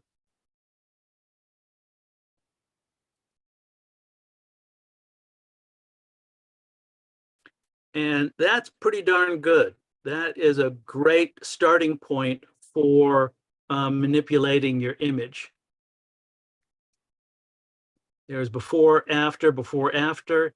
You can see there's a few little things here. And for that, I can go back to things like the object and continue to fine tune that. But Touch Retouch, that's really the thing I wanted to share with you. Its ability to find meshes and automatically remove them is a great little piece of AI magic. Loving that. Another one, even though Adobe does some great jobs now, they both have it in neuro filters as well as in regular filters, their filter gallery. And it also So here's our result here. There is a mobile app that does a great job of doing shallow depth of field, what's known as a bokeh effect or bokeh. And it's accessible via your camera roll. Again, we're in our camera roll right now. And I'm going to simply come over here to the share icon in the lower left-hand corner. And I'm going to come over here and I'm going to find Focus. And I've got all the mobile apps that I'm sharing, I have in a document that if you want to, Daniel, I sent it to you. If you want to try and put it into the chat or whatever, that would be fine. I put the link in the chat, but someone said that they don't have an iPhone, so they couldn't get into it. Oh, because it's in notes. Yeah. Fine for me. Okay. Since you've got an iPhone, maybe you can save that as a PDF, or we'll figure it out. I'll certainly show you all the apps. But anyway, I'm going to go into Focus. And Focus is great because it automatically can do our beloved shallow depth of field effects. Again, the main thing that separates out a big boy camera from a point and shoot camera or non-portrait mode is this ability to have a shallow depth of field so our subject matter stands out. And as soon as you open it, you can see here, I can change my f-stop. So here it is basically turned off. And it automatically did all the masking. You don't tell it to keep this, toss this, or whatever. And it also, if you look on the left-hand side, there's a little teeny tiny booger of a magic wand. And if you click on that, you can actually come up here and use this depth information to manipulate all these different elements: brightness, contrast, exposure, grayscale, et cetera, et cetera. So if I go to brightness, I can come up here and I have both my foreground and background at the bottom, what they call near, intensity, and far. So if I want to darken that background a little bit, it first darkens the entire scene.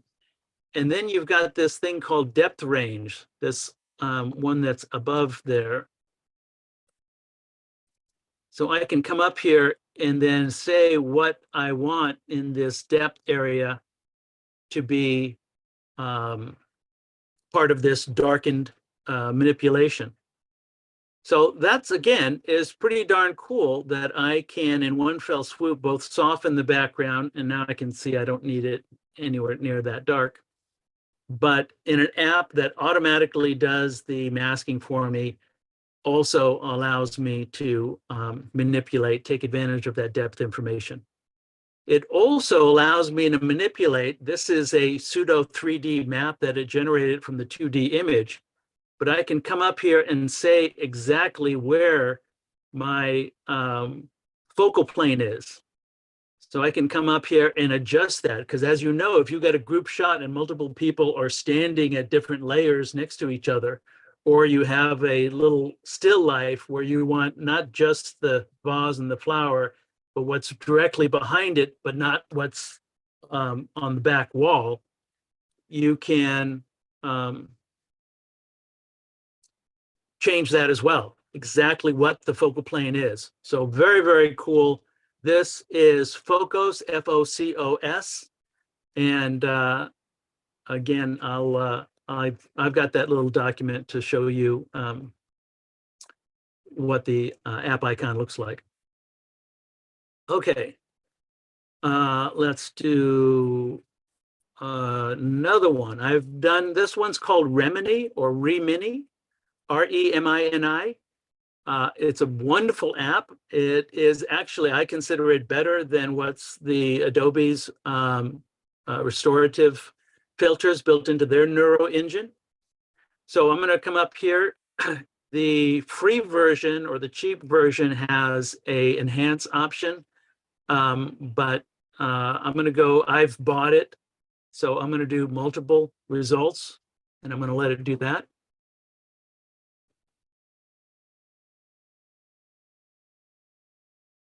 I'm going to turn off that center stage because that's kind of case you're wondering why my camera keeps going back and forth, that was because I've got center stage turned on. So here, let's take a look. So this is the true historical image of Lincoln. That's it. That's what was able to capture. This was a few weeks before his assassination. This is what it's regenerating. And there are a number of apps that are doing it. Remini was one of the first ones to do it, and certainly it was one of the best ones to do it at this level of integrity. It is just amazing. And in this case, I've got multiple versions. So if I click on version 2 or version 3 is more subtle as opposed to what they call the base. So anyway, this is Remini, and at the bottom they've added this ability to do both a color enhancement. You'll notice a slight blue in Lincoln's eyes. A face beautify, that's actually changing it. He's actually got a little bit more of a smile, so I can turn that off. So I'm not changing, in this case, a historical photograph, but most of the time, probably you'd want it. It also kind of softened the wrinkles. So now I have that ability as well. This is called Remini, R-E-M-I-N-I. I love it. It also will usually take the resolution of the image. If we come up here and save that, it also took the resolution of the image. And again, it doubled the resolution. It was probably a 600 pixel image, and it doubled that. Okay. But speaking of, up-resing is one of the main benefits, I think, of AI. We've had things like Topaz, a gigapixel for a while, now built into their photo AI app, which I highly recommend. I think it's excellent. But on the desktop, there are some apps that are doing some amazing stuff with a whole suite of AI tools. And that one of my favorites is one called Clip Drop. Okay, it's a little bit more expensive, but what it does is extensive. And I use a number of them. So in terms of I click down to the bottom of the tools, it does have stable diffusion built into it. So you have unlimited access to text-based generation through using stable diffusion. It can take an environment. Let's see if it gives us a little preview. So you take a photograph and it will use AI to create brand new variations of the same scene from that. This one is great, teleport anywhere. This gives the ability to, and again, we're talking about AI here. So here's a little photograph that I took in a little antique store. It's an old check printer. And I'll say, yes, I want to manipulate that. So what it does, the first thing that it does is I'm going to go ahead. It automatically throws in a prompt. So I'm going to turn off that prompt. And it automatically selects the background. So it automatically will remove backgrounds, does a great job of that. And it's great. Again, this is Clip Drop is the name of this app. So just a photograph. And now I'm going to put a AI prompt in here. So again, going back to our AI, and let's go.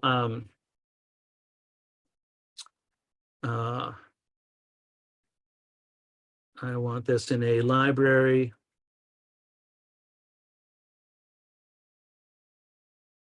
With, let's see, with Bokeh. Not to get carried away. So it's going to automatically, and a number of different engines, AI engines are automatically doing things like that. That what this is doing here. This is doing it without you having an understanding of how prompts work or an extensive knowledge of how the different AI things like Midjourney works in terms of their prompt structure. That's pretty gosh darn amazing. The fact that it automatically put it and matched the perspective and the color and the tone of this object into a synthetic background that never existed. Its thing is to take, cheap product shots of bottles of wine and then put it into a bar scene or something like that. So you're shooting product shots with your iPhone, click, click, click. We all know those do some excellent shots, but you want it in a more robust environment for a product shot. So pretty gosh darn cool, if you ask me. The other thing that it has, and I was mentioning it, is this image scaling. So if we start with this, we find that Lincoln that's already been upscaled a little bit, and we can upscale it 400%. So what started as a 1 megapixel file, it's going to do a gigapixel-esque situation there. And here is our 1 megapixel, and now it's 26 megapixels. Okay.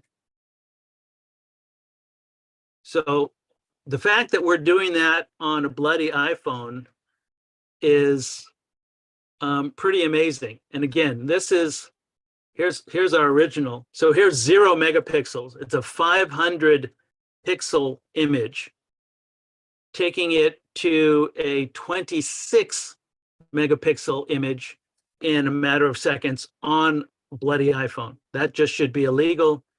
People should just be coming in, breaking down the doors right now and having me arrested. The other thing that ClipDrop has is it does have an excellent I don't want you to take the picture. Photo roll, thank you. It has some really great AI retouching in here, where it is intelligent enough to know how to reconstruct things. We'll just use it for our Lincoln. Here's our brush size.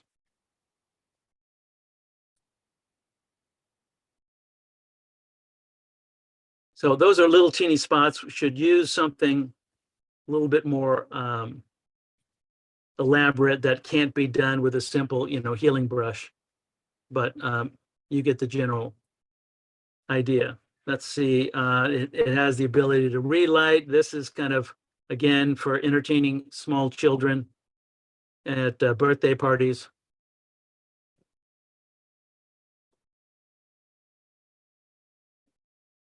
But it, again, is creating a pseudo 3D map of the image.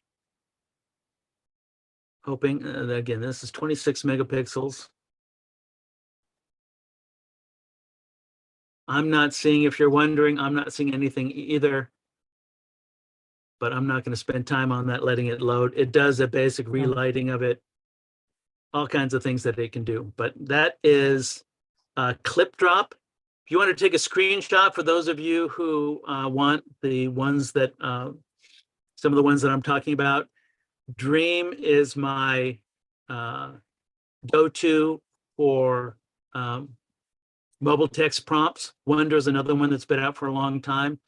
Dream, if you remember those ones at the beginning that had the seascape and it automatically changed it up, or did, well, might as well just go ahead here. At the bottom, it has this ability to use an existing photograph. So, and again, we'll use that one of the coastline. I'm going to come up here and tell it I want it to have a major influence. The photograph that I just uploaded is I want you to maintain as much integrity as you can. And I'm going to keep it realistic. And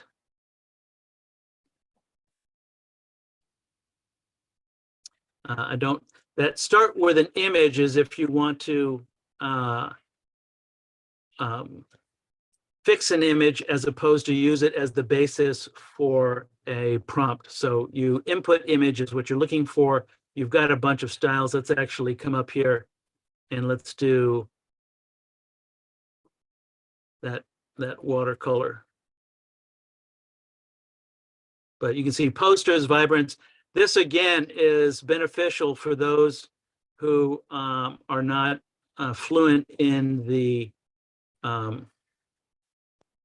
prompt structure of some of these. And now we type in watercolor of coastal scene at sunset. And again, for those of you who have not jumped into the swamp of AI text prompt generation, some of these apps are just great as holding your hand throughout the process and still giving you some very, usable results. So here is, and you can see it generates 4. And if I like that one, and looking at the bottom, I can create variations on that specific one. I can regenerate all of them. I can edit the text and give it another one.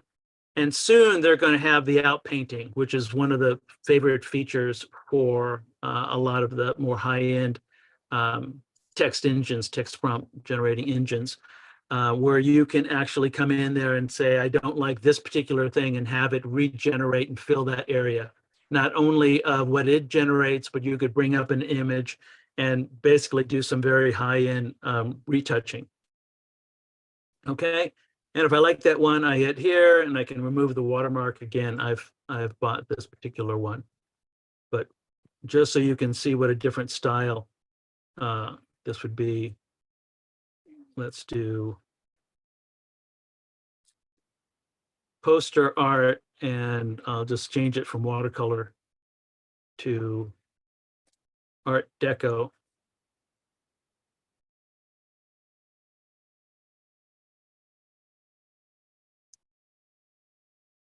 Okay, well, let's generate. Any questions about these mobile apps that we have looked at so far? I think they're fantastic. And we did screenshot and drop it into the chat for everybody that wanted to have a reference. And I've been adding the names of the apps that you shared as well. Okay, and again, the document that I shared with Daniel has got it, and they're all live links in that one. It is Apple specific, but those are already there. And we can expand that out and add in if there's a Google Play Store version as well. So we'll make sure that gets dropped out to everybody. Yeah, so Lightroom, Photoshop, again, that's for iPad right now still. Snapseed, we could spend a week on Snapseed, but it doesn't have a lot of AI associated with it. Focus, this is that one, and what the icon looks like. I got to show you the Face app. I'm sorry. I know that we got a late start. Face app. Reface is another one that allows you to swap faces within an AI context. There's your clip drop. There's Dream by Wombo. That's the one we were just in. And Touch Retouch, that's the one that does the fence removal and can be built into the native editor. There's your Remini. Remini also does AI avatar creation.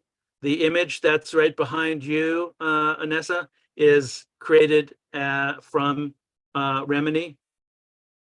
Prequel is a great one, has a lot of AI apps in it. I'd say probably not need to do that. And if you want to take a screenshot, here's my one plug. I do a photo retreat to Hawaii every year called Creative Photography for the Soul. And I just had a cancellation, so I've got 3 spaces for the fall. It's in November.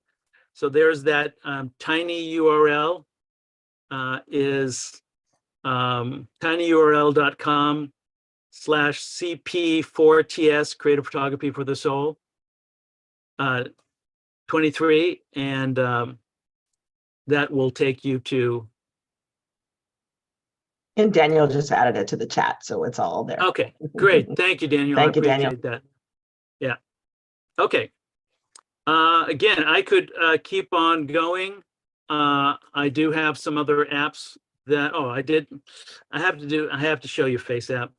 I'm sorry, it's just too good. So Face App, there's a million apps, and my disclaimer first off is, one, these apps have done a huge amount of harm to body image across the entire planet, especially young people, especially young girls. So that is the disclaimer. That being said, have we as photographers and designers been retouching photographs since there were photographs? Yes.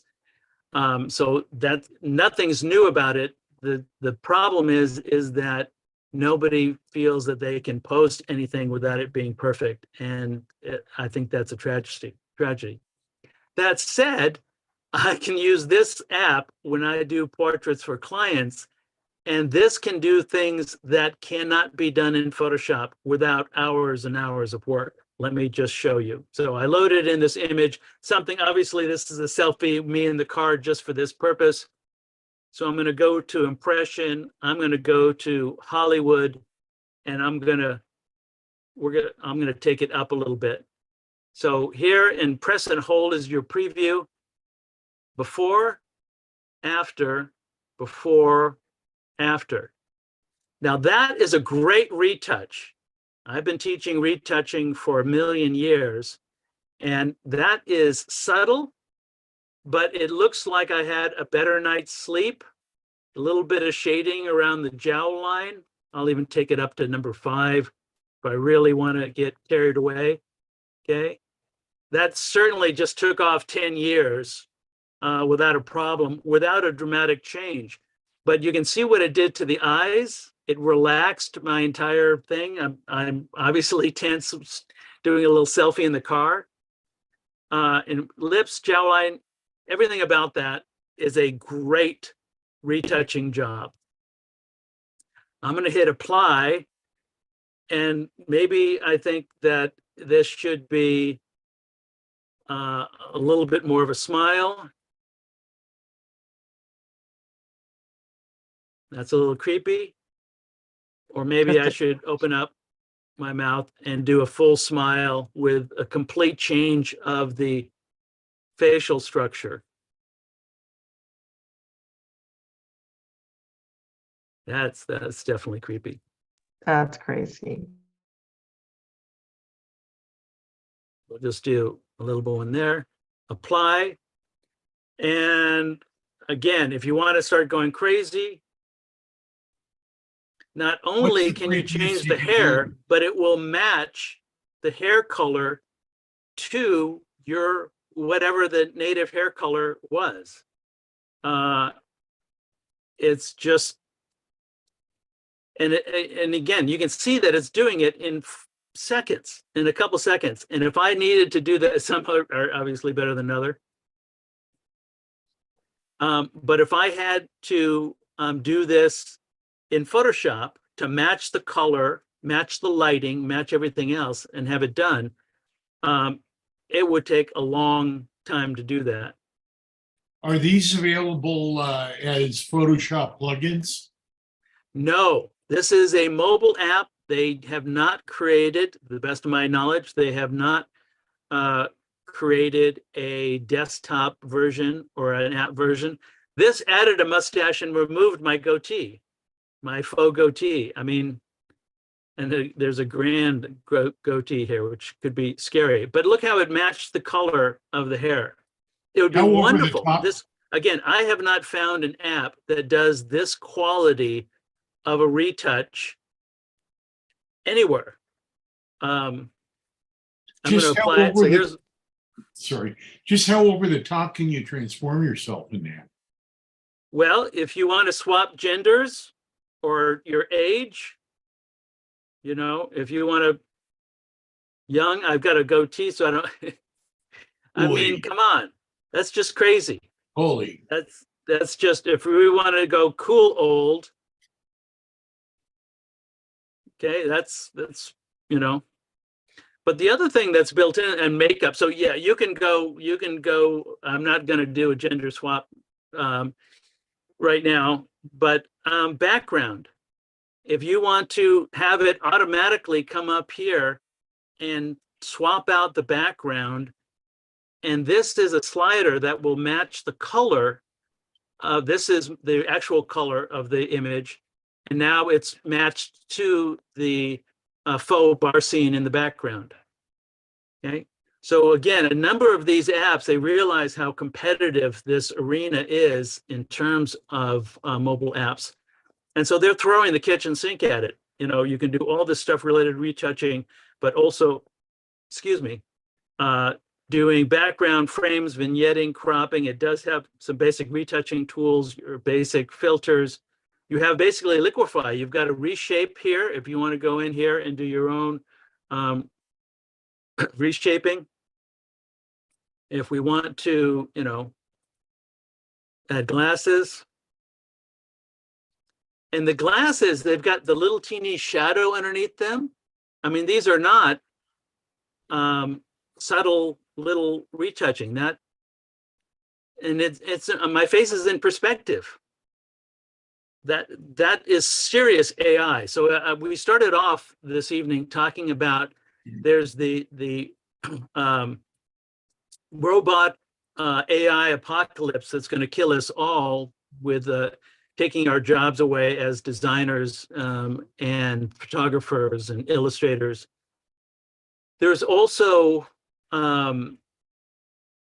tools that are heavily taking advantage of AI and machine learning to do some heavy lifting for us. And I'm just going to say there. So here's our before, after, before, after. I'm seeing optical distortion through those lenses. You could very well be. Again, you're getting some the shadowing of it. It's going behind my ear on the left-hand side. If I put in long hair, it's going to go, you know, the eyepieces will go beneath the hair. So the best part of AI is it as a doing the heavy lifting for things that we've already done. Somewhat like Anessa, what you were showing today with Adobe's new tools.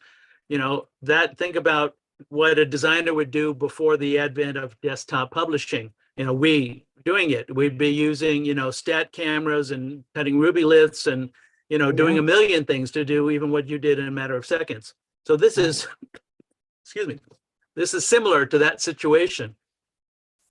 And the question is, how are we going to take advantage of it? We do need to control it. It is potentially frightening. It is potentially going to have a lot of people lose jobs. It is just like when desktop publishing came on, it will lead to a lot of really crappy images that were made very quickly, very easily, because everybody now can do it. But we survived desktop publishing, and now we can do great design. So hopefully we will survive this zombie apocalypse of, you know, AI tools.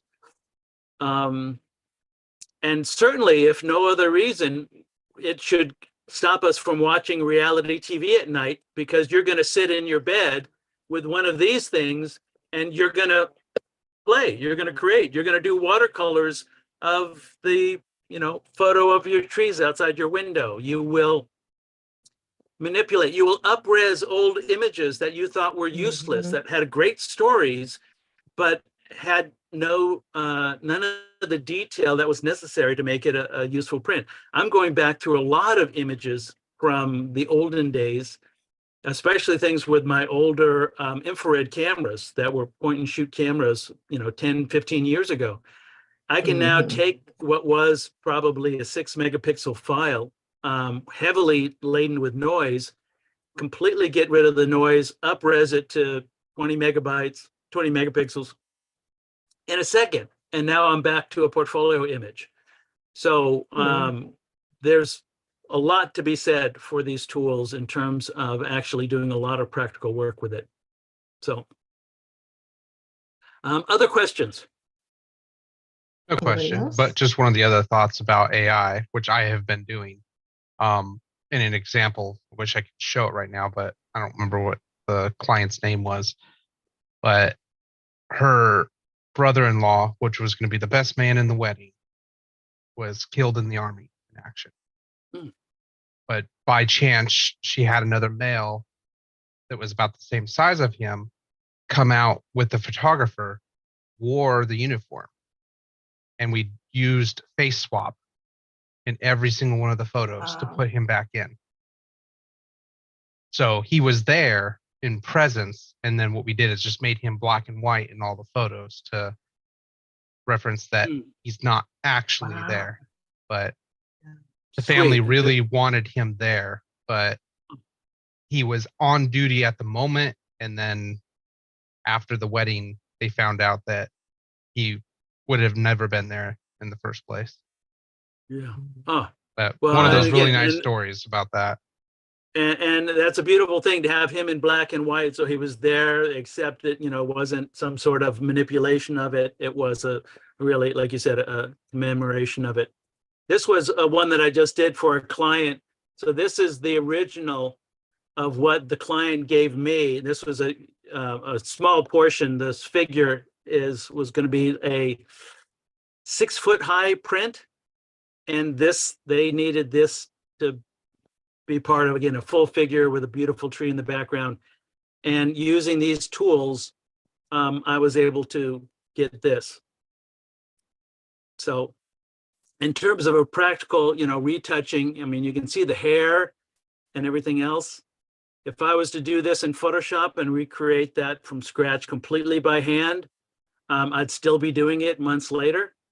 The jewelry, the eyes, everything else about it. So practical, incredibly practical things here. This was using things like Remini and the Face app to breathe life into this image, this commercial image. Also, another tip is if you do not have a powerful phone, but you have a powerful computer, on Windows and on Mac, you can get BlueStacks, which is an Android emulator. And then you can install all of the Android apps in that application. So using BlueStacks, you can have an emulated phone to connect into. Right. I use it, and it can get a little slow sometimes, but it's pretty powerful to be able to just test things out one app at a time. It works great. Yeah, and if you are part of Discord, there's a number of apps that are traditional AI apps that are not as expensive as you were mentioning, that a lot of these have become more expensive over time. Midjourney, I mentioned the 5.1 has come out. Even at their base level, you can get some great work done with it. But Blue Willow is, I believe, still free. That is a high-end text generator. Leonardo AI is, I believe, still free. So all of these, they're quite convoluted, and that's why I spent time with those mobile apps where literally you just say, do this and pick a pretty style, and all of a sudden you've got beautiful work.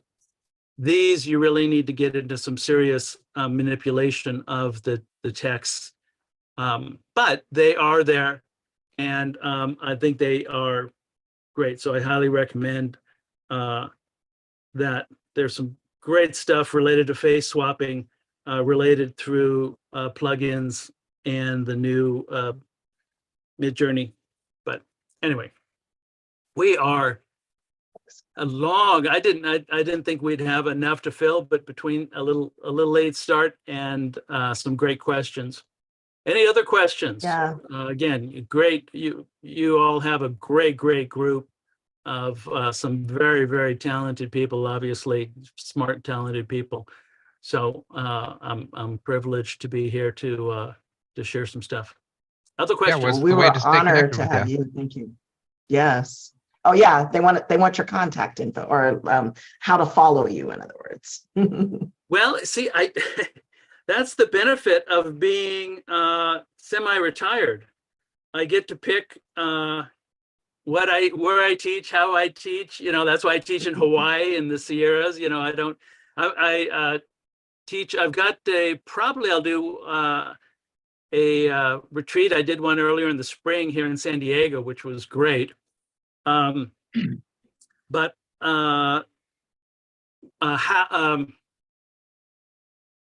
in terms of social media, I am hideous at that here. So I wouldn't necessarily follow me on things like Instagram, but Jack Wow Davis is my Instagram. I'm not going to tell you my Facebook, because if you were to ever Facebook me, I would never reply, because I never go there.